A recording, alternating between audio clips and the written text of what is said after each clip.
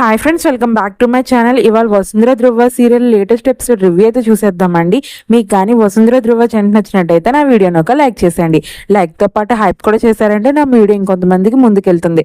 Serial స్టార్టింగ్లోనే మీరా మాట్లాడుతూ ఉంటుంది. ఇన్ని రోజులు అనుషుకు బాగైపోతే సరిపోతుంది అనుకున్నాను, కానీ ఆపరేషన్ అయిపోయాక తన గురించి తలుచుకుంటే నాకు ఎంతో బాధగా ఉంది. అందరూ తను ఎవరు కూతురు అని అడుగుతారు కదా, దాని బదులు తను ఆపరేషన్ థియేటర్లో చనిపోవడం బెటర్ అనుకుంటున్నాను. అదేంటమ్మా మీరు అలా మాట్లాడుతున్నావు, ఎందుకంత ఆవేశం? నేను ఏ ఆవేశంగా మాట్లాడట్లేదమ్మా, నిజమే మాట్లాడుతున్నాను. ఇది ఆవేశం మటుకి కాదు, నాలో పడుతున్న బాధ, నా కూతురు అనుభవించాల్సిన బాధ నాకు తలుచుకుంటుంటే ఎంత క్షోభ అనుభవిస్తున్నానో తెలుసా మీకు ఎవరికి తెలియదు ఇది. రేపు పొద్దున్న తను ఒకళ్ళు స్కూల్కి వెళ్తే తన తండ్రి పేరు ఎవరు అని సర్టిఫికేట్లో రాయమంటే అంశు ఏమని చెప్తుంది?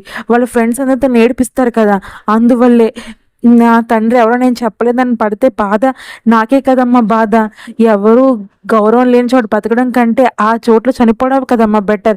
ప్లీజ్ అమ్మా, ఇంక నేను నిర్ణయానికి వచ్చాను, నేను నా కూతురు చనిపోతాం అంతే తప్ప ఇంకేమీ చెయ్యాలనుకోవట్లేదు. ప్లీజ్ నన్ను వదిలేసేయండి. నేను మట్టుకి అనుషుని తీసుకెళ్ళి హాస్పిటల్లో ఆపరేషన్ అయితే చేయించొద్దు. మీరు చూపించిన కృతజ్ఞత భావం ఇక్కడితో చాలు. నాకు నా చావు నేను చేస్తాను. అదేంటమ్మా అలా వెళ్ళిపోతున్నావు, ఏమైందమ్మా? చూసావా మల్లిక, నందిత మీరే ఎంత బాధపడుతూ వెళ్ళిపోయిందో. నందిత ఇప్పుడు కూడా నువ్వు నీ రక్త సంబంధానికి అన్యాయం జరుగుతున్నా న్యాయం జరగట్లేదని ఒక్కసారి కూడా ముందుకు వచ్చి మాట్లాడవేందుకు? నీ బిడ్డకి అంత అన్యాయం జరుగుతుంది, చచ్చిపోతాను అంటున్నా కూడా నువ్వు ఒక కథలకంటే అలా చోద్యం చూస్తున్నా ఉన్నావు అంతే తప్ప ఒక్కసారి కూడా నేను ఉన్నాను, నీకు నేను చేస్తానని ఒక్క మాటనే అన్నావు. ఏంటి మల్లిక నువ్వు అలాగే చూస్తూ ఉన్నావు? నీ రక్తమే కదా అంశు, నీ బాధ్యత కదా తనకి ఎంత న్యాయం చేయాలని. అయినా ఒక మాట అడుగుతాను, మీరా నీ మేనకోడలు, అంశు తన కూతురు, అలాంటిది వాళ్ళిద్దరు నీ రక్త సంబంధం అయినప్పుడు నువ్వెందుకు వాళ్ళతో జాగ్రత్తగా చూసుకోవట్లేదు? నువ్వు న్యాయం జరగాల్సింది బయట వాళ్ళకి కాదు, ముందు నీ ఇంట్లో వాళ్ళు జరగాల్సిన న్యాయం అది చెయ్యి. నువ్వు దాసు ఏం మాట్లాడుతున్నావు నువ్వు? మీరా ఈ ఇంటి రక్తం అని నాకు తెలుసు, నువ్వు గుర్తు చేస్తే గుర్తు చేసుకున్నంత స్థాయిలో నేను లేను. తన నందిత కూతురు, తనకి ఎలాంటి హక్కులు ఇవ్వాలి నాకు తెలుసు. ఈ ఇంట్లో ధ్రువకి ఎంత హక్కు ఉందో మీరాకు కూడా అంతే సమాన హక్కులు ఉన్నాయి. వాటి కోసమే కదా నేను ఇప్పుడు ఎంత తాకులాడుతున్నాను. తన హాస్పిటల్ తీసుకెళ్ళమని చెప్తున్నాను కదా. ఏంటి మల్లిక మాట్లాడి తన మీద ఏమైనా దయ చూపించి జాలి చూపిద్దాం అనుకుంటున్నావా? తనకు ఇప్పుడు కావాల్సిన దయ జాలి కాదు, తనకి ఇప్పుడు కావాల్సిన న్యాయం. తన కూతురికి కావాల్సిన ఇప్పుడు ఇంటి పేరు, అది ఇవి చాలు. దయచేసి మీరాని ధ్రువకి ఇచ్చి పెళ్లి చేసి నీ కొడుకు ఇంటి పేరుని తన నా మనవరాలకి ఇచ్చి అప్పుడు మాట్లాడుగు. అప్పుడే వాళ్ళిద్దరికి సమాన హక్కులు ఉంటాయి. అంతే తప్ప నువ్వు వాళ్ళకి సమాన హక్కులు ఉన్నాయి లేనిపోని కబ్బులు మటుకు చెప్పుకో. ఏంటి దాస్ నువ్వు మాట్లాడేది?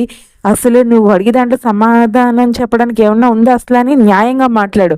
ఏదో మీరాకి న్యాయం చేయాలని వసుంధరకి అన్యాయం చేయమంటే నా వల్ల అయితే కాదు. ఎప్పటికైనా నా ఇంటి కోడలు వసుంధరయే. తనకున్న స్థానాన్ని తీసేసి మీరాకి ఇవ్వమంటే ఎలా ఇస్తాను నేను? ఏంటి వసుంధర ఆ వసుంధరలో అంత స్పెషాలిటీ ఏముంది? తను ఎప్పుడో ఇంట్లోంచి వెళ్ళిపోయింది. మీరెవ్వరు వద్దు బాబోయ్ నాకు అని ఒక లెటర్ పెట్టేసి వెళ్ళిపోయింది. మీరందరూ వద్దని మొహం మీద వద్దని చెప్పి ఒక లెటర్ పాడేసి వెళ్ళిపోయింది. కానీ ఇంకా ఆ అమ్మాయి గురించి పాకులాడతారేంటి? ఇక్కడేమో బాధపడుతున్న నా కూతురు బాధపడుతూ వదిలేసి ఇంకెంత అనుభవించాలి నా కూతురు నరకం? ఏంటి దాసి ఏం మాట్లాడుతున్నావు? ఒక మనిషి ఇంట్లోంచి వెళ్ళిపోయిందని తన మీద ఉన్న ప్రేమను మన మనసులో తీసేస్తామా? అలా అని కాదు, దాని మెడలో తాళున్నంత కాలం అది నా ఇంటి కోడలు, ధ్రువకి తన భార్య, అది ఎవరు మార్చలేరు. ఈ మల్లిక తన కోడలు ఎప్పటికీ వదులుకోదు. అర్థమవుతుంది కదా?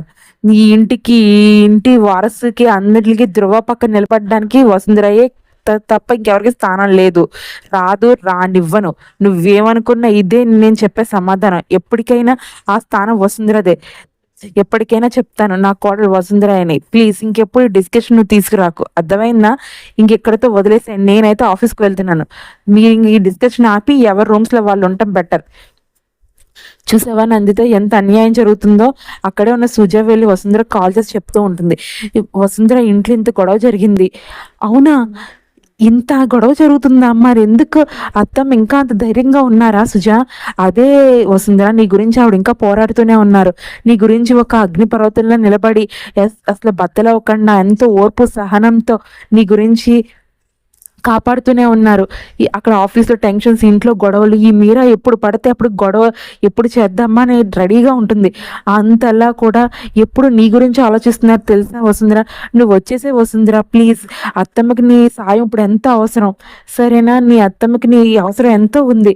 అదే అంటావేంటి సుజా? నేను ఏ విషయం గురించి ఇంట్లో బయటకు వచ్చేసానో నీకు తెలుసు. ఇప్పుడు కానీ నేను ఇంట్లోకి మళ్ళీ వస్తే ఆ ఇంట్లో అందరూ ముక్కలు ముక్కలుగా విడిపోతారు. ఆ విషయం జరగకూడదు.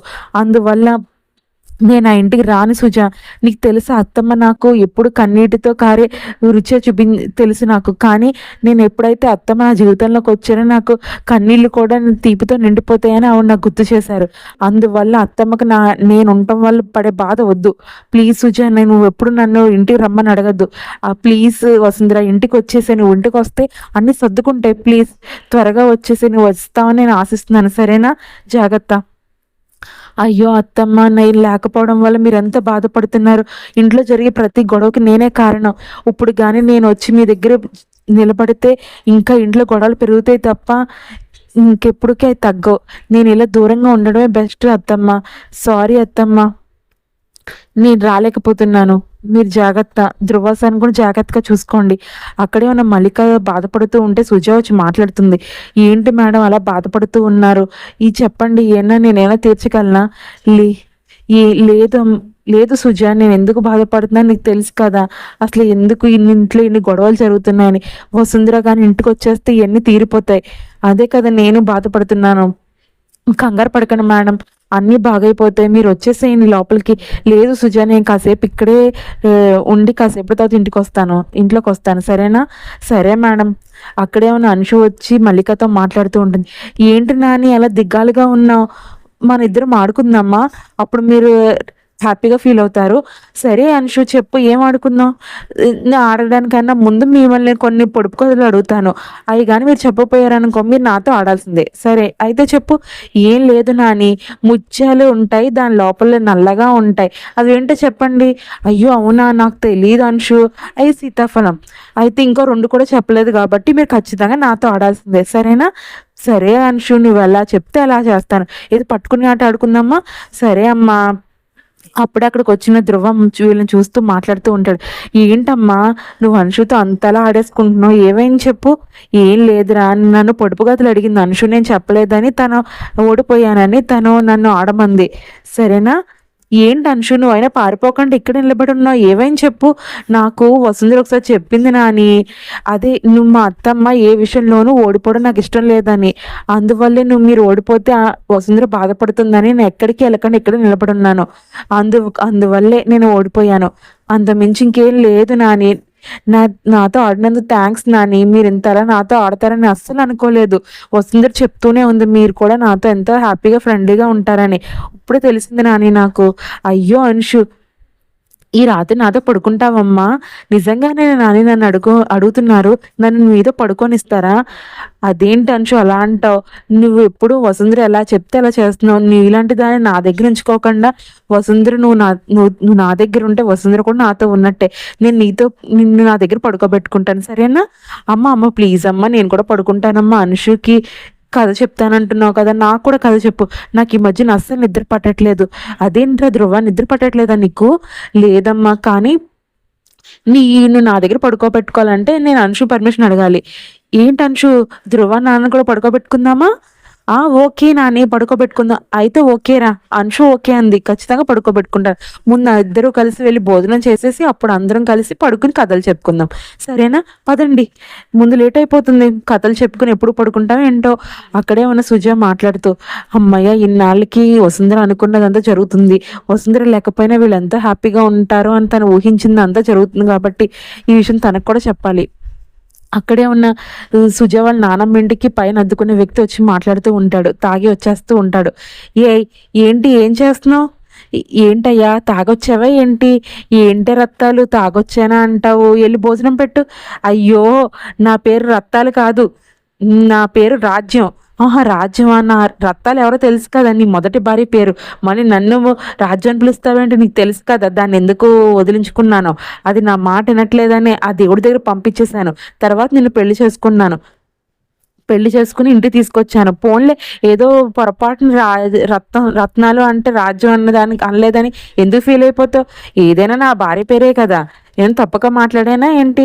అయినా నాకు ఒకటి అర్థమవుదయ్యా, ఎలాంటి దుడ్డు ఇంట్లో లేకపోయినా నువ్వు తాగడానికి ఎలా వస్తున్నాయి నీకు డబ్బులు? ఆ? ఇంట్లో గడవడానికి చాలా కష్టంగా ఉంది. నీకు అసలు డబ్బులు ఎవరు ఇస్తున్నారు చెప్పు? నా ఇంట్లోనే అసలు వండడానికి సరుకులు కూడా లేవు. వదిలయ్యా, ఒక్క రూపాయి కూడా సంపాదన లేదు, కానీ తాగడానికి తినడానికి మటుకు డబ్బులు కావాలి నీకు. పద పద వచ్చి భోజనం పెట్టు. అది కాదయ్యా, నేను ఒకటి అడుగుతాను, చెప్పండి అయ్యా. మన కూతుర్ని ఏదో డబ్బులు సంపాదించడానికి తీసుకెళ్లారు, దాని పరిస్థితి ఏమైంది? అది ఎక్కడుంది? ఏమన్నా తెలిసిందా మీకు? చెప్పండి అయ్యా, నా గురించి చాలా దిగాలుగా ఉంది నా కూతురి గురించి. అది ఎక్కడున్నా బాగానే ఉంటుంది. అది వెళ్ళి అక్కడ ఉండడం వల్లే మనకు డబ్బులు వస్తున్నాయి. నువ్వేం ఆలోచించుకో, అది రాణిలా ఉంటుంది ఎక్కడున్నా. నువ్వు వెళ్ళి ముందు భోజనం పెట్టు, నేను చూసుకుంటాను దాని సంగతి అంతా. దాని గురించి పంపిస్తున్న డబ్బులని నా దగ్గర లెక్క ఉంటుందిలే, నువ్వేం కంగారు పడకు, అర్థమైందా? సరేనయ్యా, నా కూతురు మటుకు క్షేమంగా ఉంటే సరిపోతుంది. తను ఎక్కడున్నా నువ్వు చూసుకుంటావు కదా. సరే, నేను చూసుకుంటాను, కానీ నువ్వు వెళ్ళి అన్నం పెట్టు. అక్కడే ఉన్న మల్లిక ధ్రువ మాట్లాడుతూ, ఏంటో ధ్రువ అంత దిగాలుగా ఉన్నా, వచ్చి పడుకో, నేను కథ చెప్తాను. సరేనమ్మా. అనుష ఇంకా పడుకోలేదా? నాని కథ చెప్తానన్నావు కదా, అప్పుడు ఎలా పడుకుంటాను నేను? వసుంధర అమ్మ ఎప్పుడు వస్తుంది? తొందరగా వచ్చేస్తుందా? ప్లీజ్ నాని, వసుంధర ఎక్కడున్నా వచ్చేయమాను, నాకెంత దిగాలుగా ఉంది. సరేనా? అయినా కాదు, వచ్చి కథ చెప్తాను మీకు మీ ఇద్దరికిని, సరేనా? అక్కడే నా వసుంధర బాధపడుతూ, సారీ అత్తమ్మ, నేను కానీ ఇంటికి వచ్చానంటే ఇంకా ఇంకా గొడవలు జరుగుతాయి, నా వల్ల ప్రశాంతత కోల్పోతారు మీరు. ప్లీజ్, అందుకే ధ్రువాస నేను ఇంటికి రావట్లేదు. నా అలాంటి దురదృష్టవంతురాలు ఎక్కడున్నా అక్కడ బాధ తప్ప ఏముండదు, సంతోషమే ఉండదు అని అక్కడితో ఎపిసోడ్ అయితే పూర్తయిందండి. నా ఎక్స్ప్లెనేషన్ కానీ మీకు నచ్చినట్టయితే ప్లీజ్ లైక్ చేయండి, షేర్ చేయండి, కామెంట్స్ చేయండి. ఫస్ట్ టైం నా ఛానల్ చూస్తున్నట్టయితే సబ్స్క్రైబ్ చేసి బెల్ ఐకాన్ ప్రెస్ చేయండి.